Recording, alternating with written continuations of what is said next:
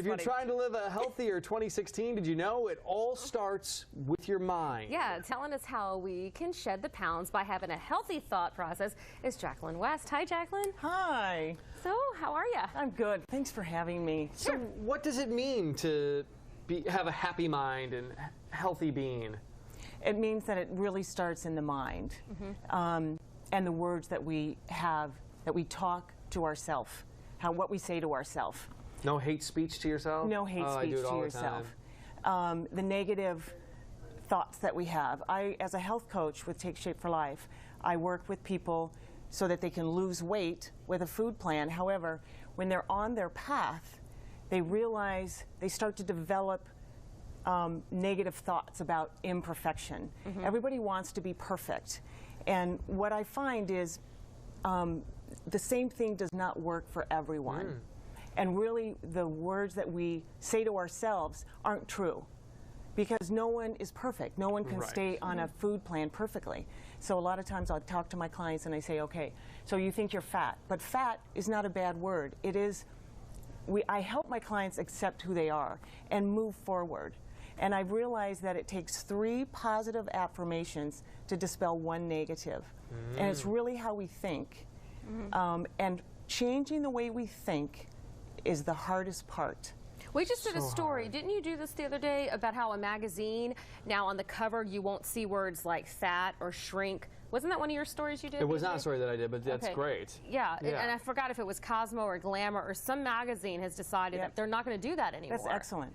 That's excellent. Well, and don't you feel like we all have this, in our mind, this end goal of happiness that doesn't really exist? Like, oh, once I get to this weight, or once I get to this, then I'll be happy. And I think that's we shouldn't be fighting for that, because life's going to continue probably at the same pace it is.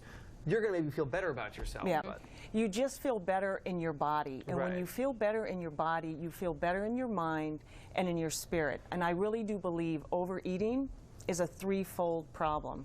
It's body, mind, and spirit. And I really tackle all of those elements with my clients. And it's very different than what they would think. They think they get on this food plan and it's going to be a straight line. It is never a straight line. It's up and down and corrections and getting back on the path and forgiving yourself and having compassion. And what I have found is that mindfulness is key.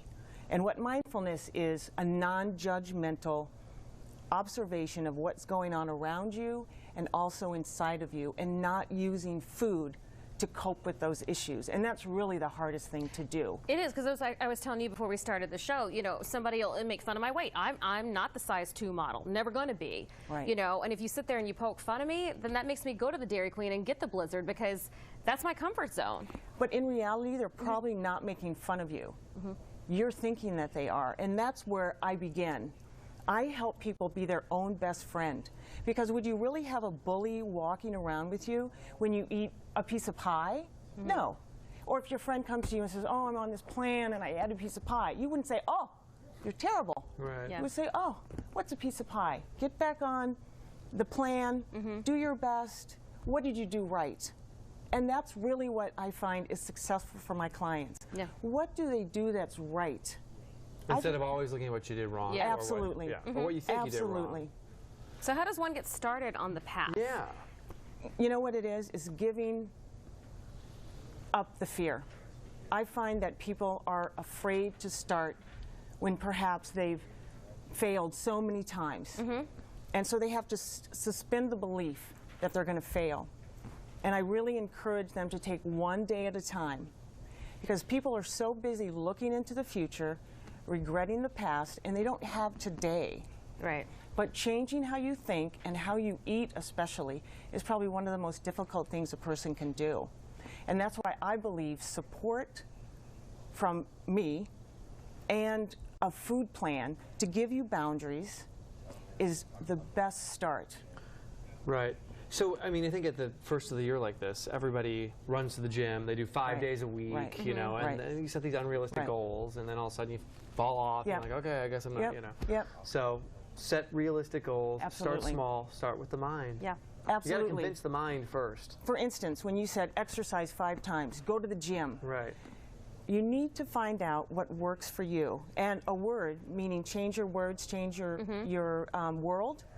When you say the gym, I got to exercise, I got to go to the gym, it just puts so much pressure. How about physical activity? I've got to get some movement in my life. Yeah. I've got to drink more water. I have to sleep.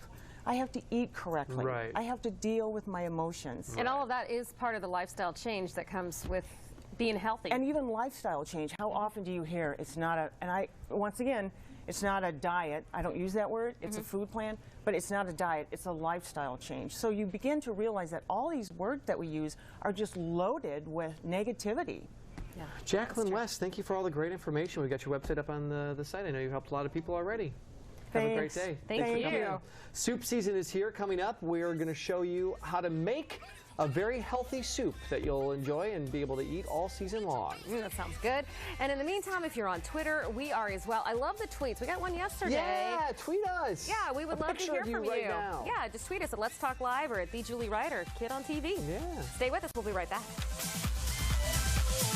This is the best weather.